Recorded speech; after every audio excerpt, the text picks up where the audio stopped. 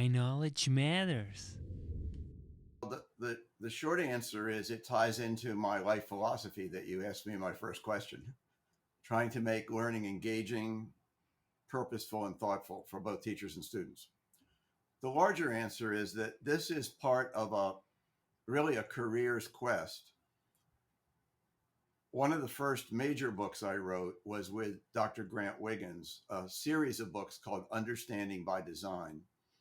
Understanding by Design is basically a curriculum and assessment planning framework, and it's being used by thousands of teachers around the world, literally around the world.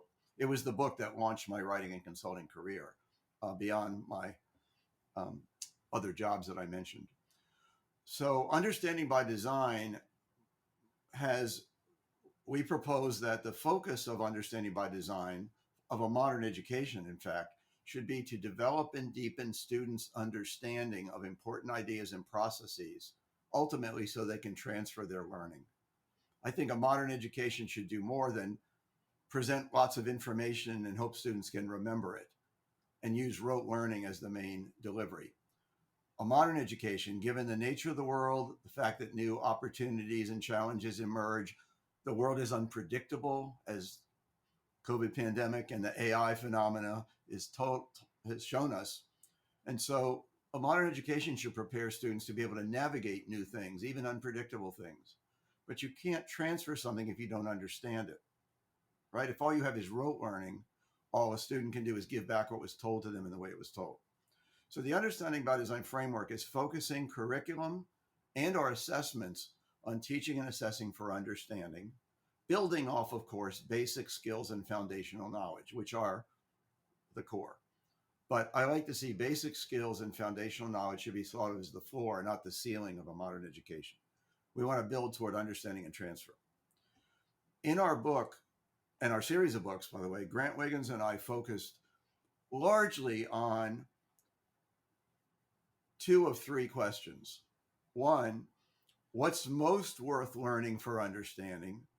What are the big ideas that we want to develop and teach for understanding and transfer within disciplines, and some that cut across disciplines, like critical thinking, with the ability to work well with others in teams? And then the second stage of our quote backward design process is assessment. Here are some questions that we want people to think about. Are we assessing everything that we value the most in education, or mostly the things that are easiest to test and grade or measure? How will we know students really understand and can apply their learning as opposed to remember stuff? How do we make our assessments more like what students will encounter in the real world? The whole idea of authentic or relevant assessment tasks is in that mix. So largely our books on Understanding by Design focused on the nature of the curriculum and what's most worth understanding and how we know that kids understand. But the third stage in what we call backward design is how we teach toward those ends.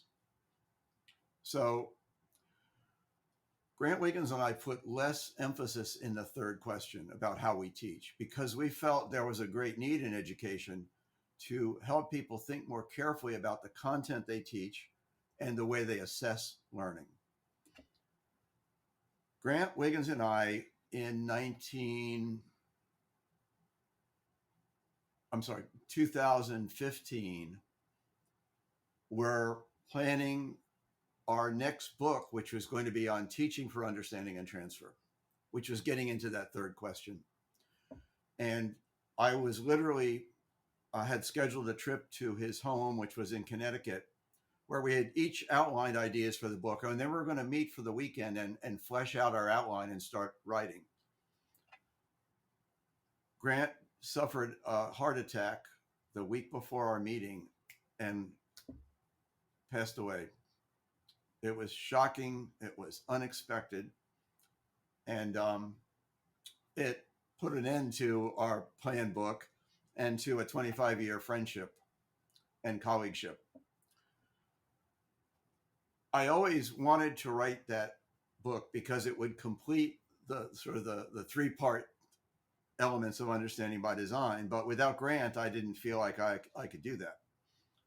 Fortunately, however, I connected with a longtime friend and colleague, Dr. Harvey Silver. And Harvey is literally the most brilliant teacher and developer of instructional materials and tools that I've ever met. And we knew each other for many years, and we've already talked about, hey, we should work together somehow. Well, it was that question that got us united. And I realized that Harvey was just the perfect partner to do what Grant Wiggins and I had envisioned, which is to write a book focusing particularly on teaching that would honor the ideas of understanding by design, but even if a teacher didn't know understanding by design, could benefit. So again, a very long answer, but it's the history of how the book Teaching for Deeper Learning emerged. I am so thankful for the opportunity to work with Harvey, and we're proud of our book. Now I can say more about the particulars, but that's how that came to be. Well, that's a heartwarming story, obviously, and also the passing of your long-term friend. That's obviously very, very hard and must have been a big shock, of course. But that you ultimately find Harvey F. Silver, as your partner, and ultimately were able to put it up and publish it. Huge. So tell us a little bit the biggest challenges that you both encountered when it comes to collaboration, because teaching also it's a form of collaboration. And how did you manage it that it was effective, and that you could ultimately say that yes, you really truly found a partner that you wanted to write the book? That's a great question. Just briefly, historically, most of my writing has been co-authorship with another person.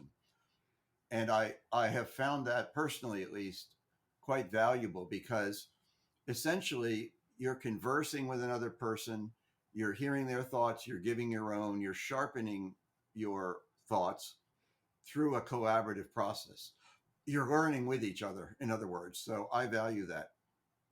My partnership with Grant Wiggins, in which we wrote 11 books, uh, featured a unique and important collaborative style where we both often had strong ideas, but both of us were willing to put our egos on the side and fight for the best ideas and the best clarity of those ideas.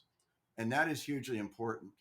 I have occasionally worked with authors who their approach is my way or the highway. They don't want to collaborate. They think their ideas are perfect. They don't take feedback. And I just can't work with someone like that.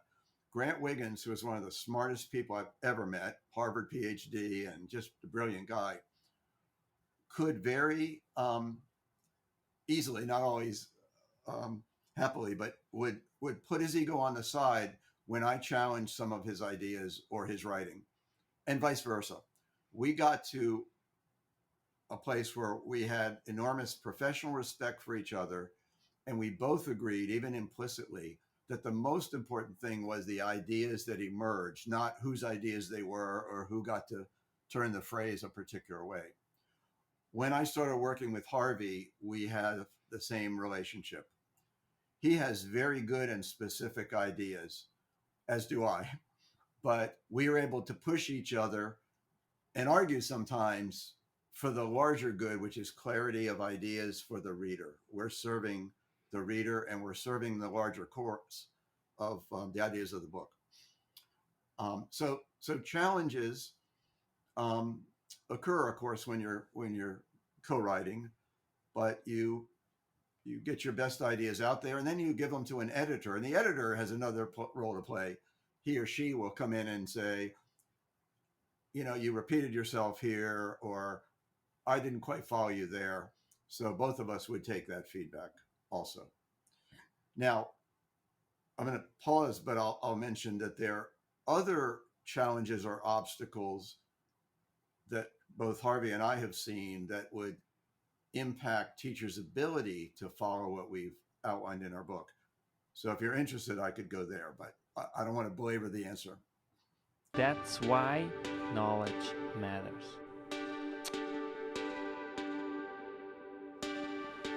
Make your life a masterpiece. Visit now programs.whyKnowledgeMatters.com. d-ykm.com.